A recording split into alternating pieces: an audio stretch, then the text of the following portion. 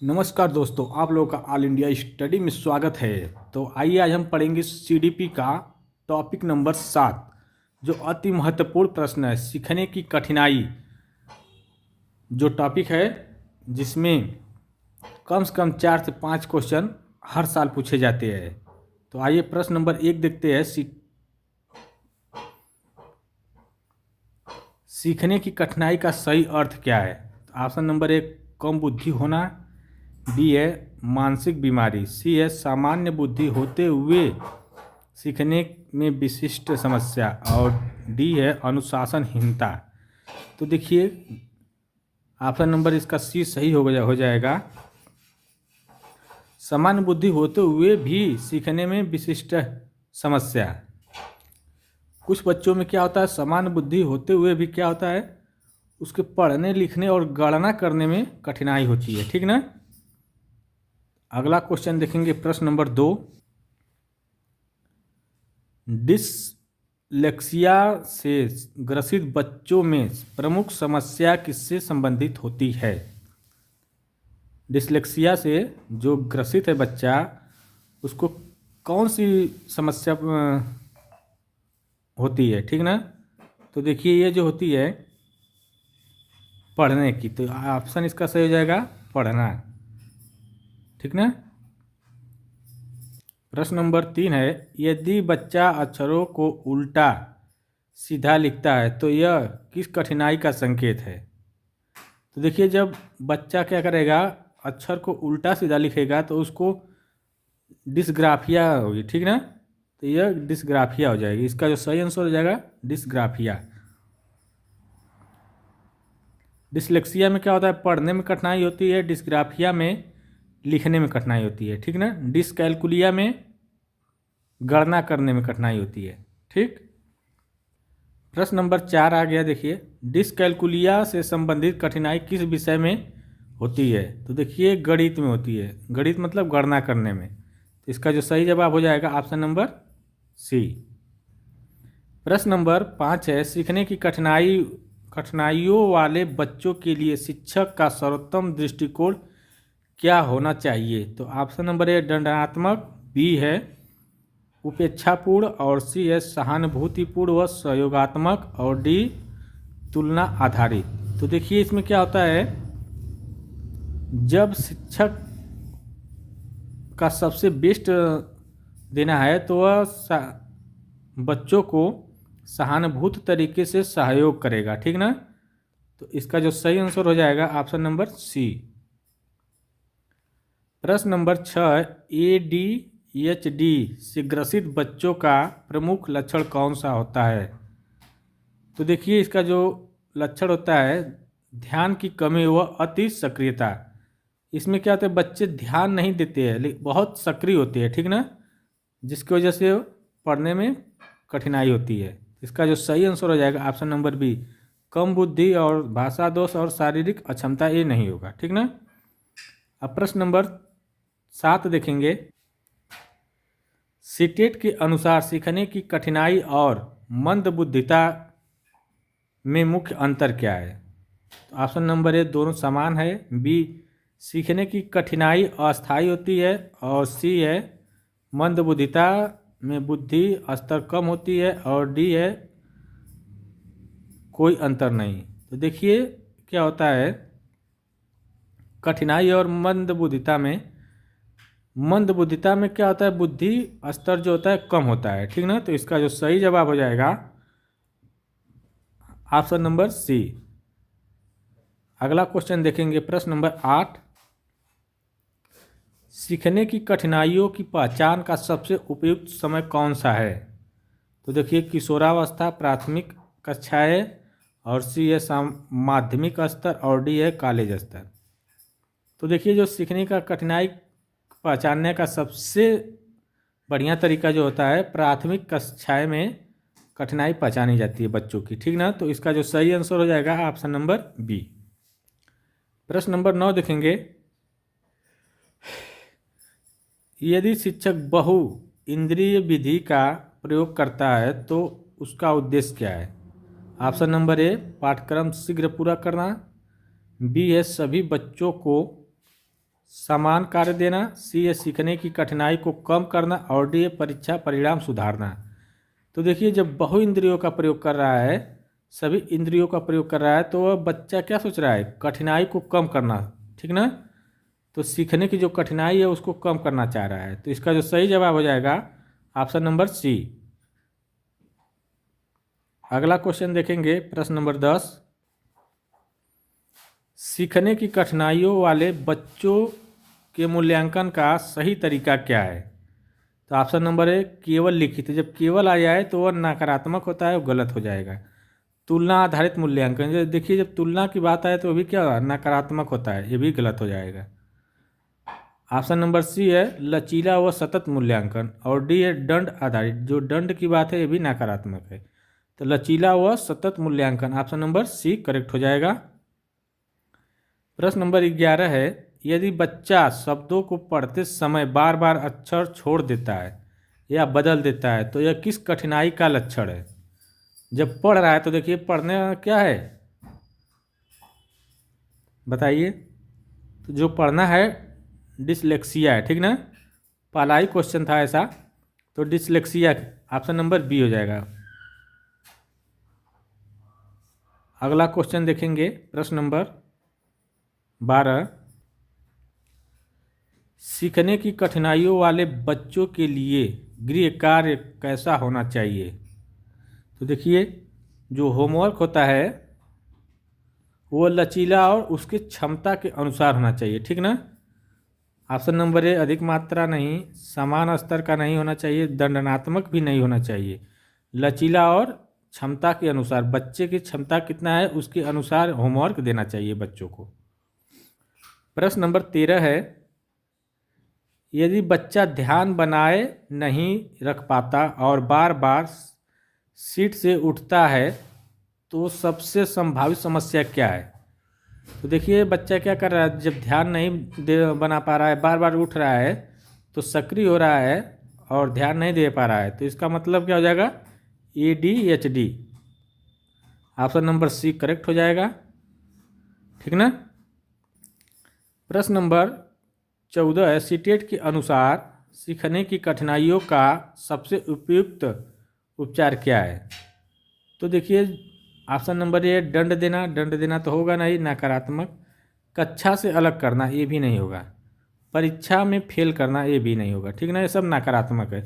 प्रारंभिक पहचान और शैक्षिक हस्तक्षेप, ऑप्शन नंबर सी करेक्ट हो जाएगा। प्रश्न नंबर 15 देखेंगे, बहु इंद्रिय शिक्षण विधि में किसका प्रयोग किया जाता है। ऑप्शन नंबर ए है केवल श्रवण, बी है केवल दृश्य, और सी है दृश्य श्रवण और स्पर्श, और डी है केवल लेखन। तो देखिए जो केवल शब्द होता है वो नकारात्मक होता है, काटिए इसको। तो बचेगा क्या, ऑप्शन नंबर सी दृश्य श्रवण और स्पर्श, ऑप्शन नंबर सी करेक्ट हो जाएगा। प्रश्न नंबर 16 है, यदि बच्चा गणित में संख्या समझने में कठिनाई अनुभव करता है तो यह किससे संबंधित है। देखिए जब गणित में करेगा, गणना करने में कठिनाई होगी, उसको जोड़ घटाने में कठिनाई होगी, तो वह हो जाएगा डिसकैलकुलिया, ठीक ना, calculation कैलकुलिया, option number D correct हो जाएगा। प्रश्न नंबर 17 है, सीखने की कठिनाई वाले बच्चों के लिए शिक्षक को क्या नहीं करना चाहिए। तो देखिए ऑप्शन नंबर ए तुलना, बी प्रोत्साहन, सी तूल, और डी अनुकूलन। कह रहा है कि सीखने की कठिनाई वाले बच्चों के लिए शिक्षक को क्या नहीं करना चाहिए। देखिए जो बच्चा सीखने में कठिनाई कर रहा है वह किसी बच्चे से तुलना नहीं करना चाहिए शिक्षक को, ठीक ना। उससे क्या होगा, बच्चा और कठिनाई महसूस करेगा। तो इसका जो सही जवाब हो जाएगा ऑप्शन नंबर ए। प्रश्न नंबर 18 है, सीखने की कठिनाई वाले बच्चे प्रायः कैसे होते हैं। तो ऑप्शन नंबर ए कम बुद्धि वाले, बी है मानसिक रूप से बीमार, और सी सामान्य या औसत बुद्धि वाले। देखिए जो सीखने में कठिनाई होती है जिन बच्चों को, वो सामान्य तो होते हैं, ठीक ना, लेकिन सक्रिय होने की वजह से वो सीख नहीं पाते हैं। तो इसका जो सही जवाब हो जाएगा सामान्य या औसत बुद्धि वाले बच्चे। प्रश्न नंबर 19 है, सीखने की कठिनाइयों की पहचान में सबसे महत्वपूर्ण साधन कौन सा है? तो ऑप्शन नंबर 1 केवल परीक्षा परिणाम, बी है शिक्षक का सतत अवलोकन, और सी है केवल आईक्यू टेस्ट, और डी है दंड। तो देखिए कह रहा है सीखने की कठिनाइयों को पहचान में सबसे महत्वपूर्ण साधन कौन सा है। तो जब उसकी पहचान करना है तो शिक्षक का सतत अवलोकन करें, मतलब हमेशा उसके बारे में अवलोकन करे, जांच करे, ठीक ना। तो इसका जो सही जवाब हो जाएगा ऑप्शन नंबर बी।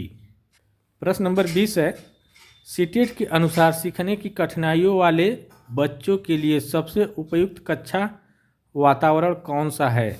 तो ऑप्शन नंबर 1 भय आधारित, बी प्रतियोगिता प्रधान, और सी है सहानुभूतिपूर्ण और सहयोगात्मक, और डी है कठोर अनुशासन।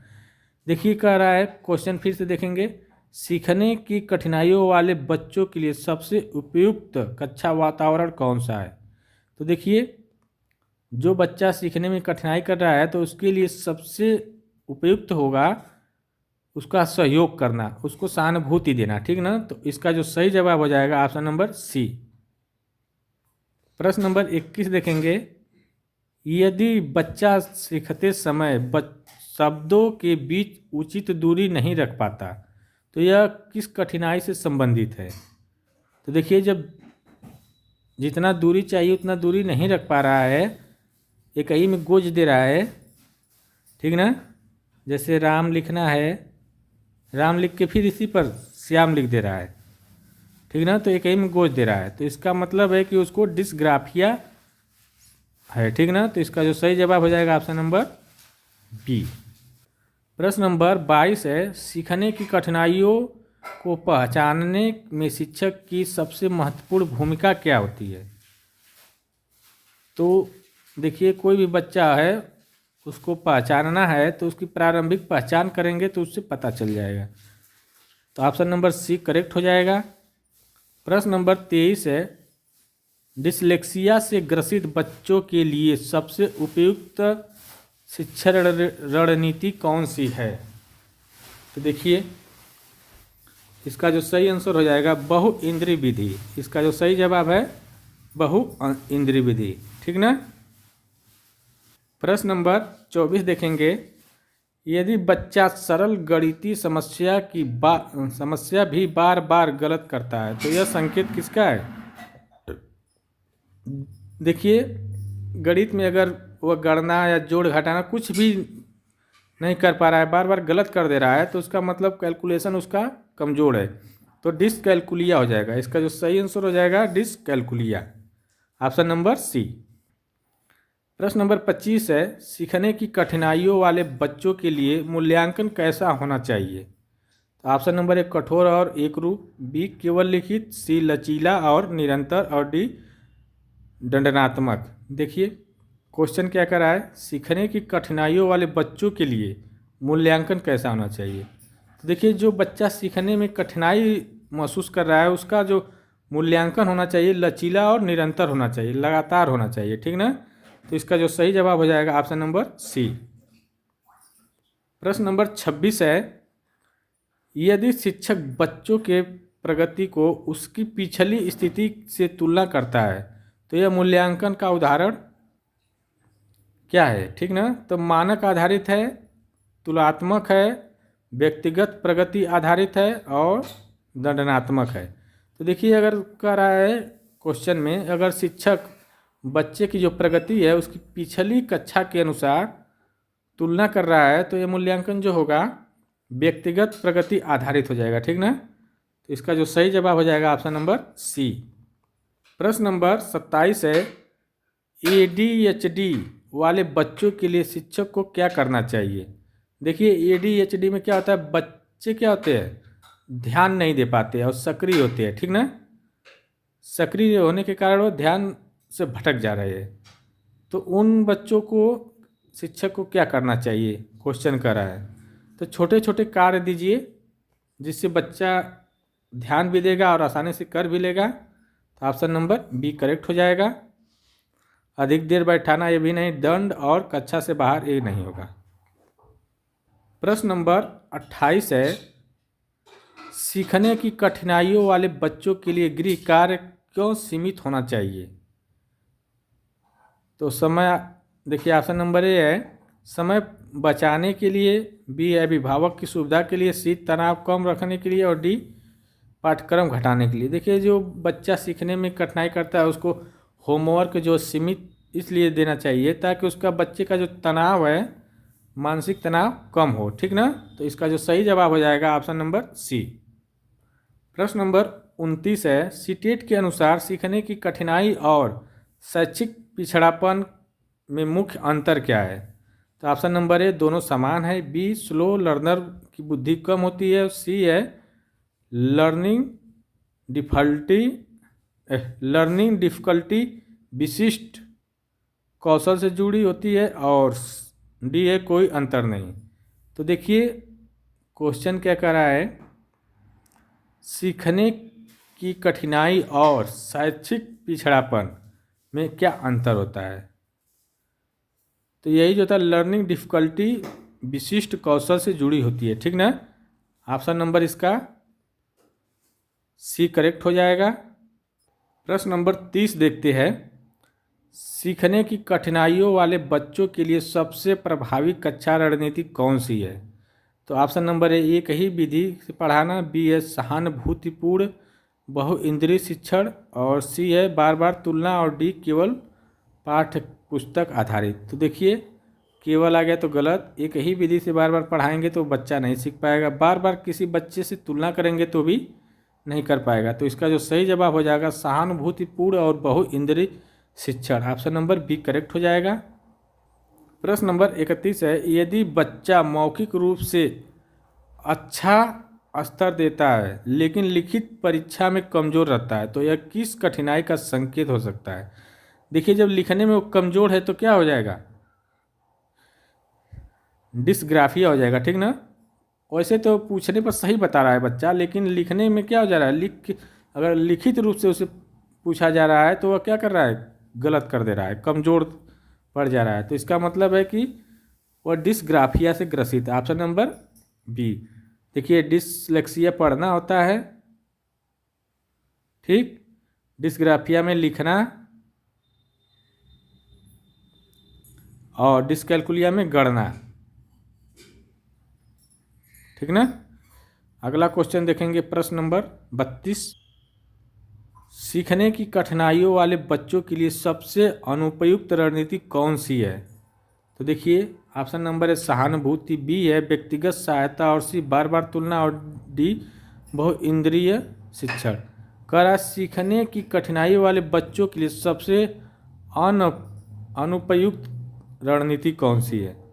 तो देखिए अगर जो बच्चा सीखने में कठिनाई कर रहा है, अगर उसको हम किसी बच्चे से तुलना बार बार करेंगे तो क्या हो जाएगा, वह नहीं सीख पाएगा। तो इसका जो सही आंसर हो जाएगा बार बार तुलना करना।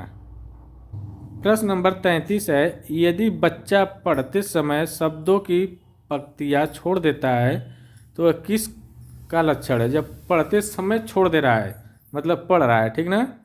तो इसका मतलब हो गया कि वह क्या कर रहा है, पढ़ना किस में आता है, डिसलेक्सिया में ना। तो इसका जो सही जवाब हो जाएगा डिसलेक्सिया के कारण।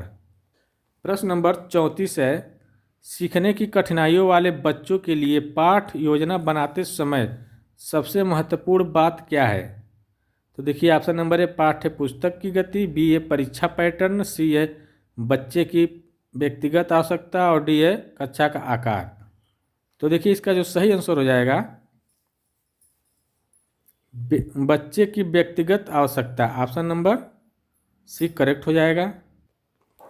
प्रश्न नंबर 35 है, सीटेट के अनुसार सीखने की कठिनाइयों को कैसे देखा जाना चाहिए? तो ऑप्शन नंबर है बीमारी के रूप में, बी है अनुशासनहीनता के रूप में, सी है विशिष्ट शैक्षिक आवश्यकता के रूप में, डी है असफलता के रूप में। तो देखिए क्या हो जाएगा, विशिष्ट शैक्षिक आवश्यकता के रूप में इसे देखा जाना चाहिए। तो ऑप्शन नंबर सी करेक्ट हो जाएगा। प्रश्न नंबर 36 देखेंगे, यदि शिक्षक बच्चे को अतिरिक्त समय देता है तो यह किसका उदाहरण है? तो देखिए ऑप्शन नंबर ए है भेदभाव, बी अनुकूलन, सी पृथक्करण, और डी है दंड। तो देखिए इस जो इसका उदाहरण है अनुकूलन का। ऑप्शन नंबर बी करेक्ट हो जाएगा। प्रश्न नंबर 37 है, सीखने की कठिनाइयों वाले बच्चों के लिए सहपाठी सहयोग क्यों उपयोगी है? ऑप्शन नंबर ए प्रतिस्पर्धा बढ़ाने के लिए, बी है सामाजिक अलगाव के लिए, सी आत्मविश्वास व सीख दोनों बढ़ाने के लिए, और डी शिक्षक का कार्य बढ़ाने के लिए। देखिए, जो सीखने वाले में बच्चा कठिनाई कर रहा है तो उसको अगर सहपाठी का सहयोग मिलेगा, सपोर्ट मिलेगा, तो उसका आत्मविश्वास बढ़ेगा, ठीक ना, और सीख भी बढ़ेगी, ठीक ना। तो इसका जो सही आंसर हो जाएगा ऑप्शन नंबर सी। प्रश्न नंबर 38 है, सीखने की कठिनाइयों वाले बच्चों के अभिभावकों की भूमिका क्या होनी चाहिए? तो केवल शिकायत करना, गलत बात। बच्चे पर दबाव बनाना, ये भी गलत। विद्यालय से सहयोग करना, तो ऑप्शन नंबर सी सही हो जाएगा, सहयोग करेंगे, ठीक ना। प्रश्न नंबर 29 है, सीटेट के अनुसार सीखने की कठिनाइयों वाले बच्चों की सफलता किस पर सबसे अधिक निर्भर करती है? तो देखिए, ऑप्शन नंबर ए है पाठ्यक्रम, बी है परीक्षा, सी है दंड। प्रारंभिक पहचान व सहयोग पर निर्भर करती है, ठीक ना। प्रश्न नंबर 40 देखते हैं, सीखने की कठिनाइयों वाले बच्चों के लिए सबसे उपयुक्त शिक्षण वातावरण कौन सा है? तो देखिए, ऑप्शन नंबर है सहयोगात्मक व सहानुभूतिपूर्ण, बी है प्रतिस्पर्धा प्रधान, और सी है भय आधारित, और डी कठोर अनुशासन। ये कठोर और भय और प्रतिस्पर्धा नकारात्मक होता है, तो इसका जो सही जवाब हो जाएगा सहयोगात्मक व सहानुभूतिपूर्ण। ऑप्शन नंबर ए करेक्ट हो जाएगा। अब वीडियो अच्छी लगे चैनल को लाइक शेयर सब्सक्राइब जरूर कर दे। मिलते हैं अगले वीडियो के लिए, तब तक के लिए नमस्कार, धन्यवाद।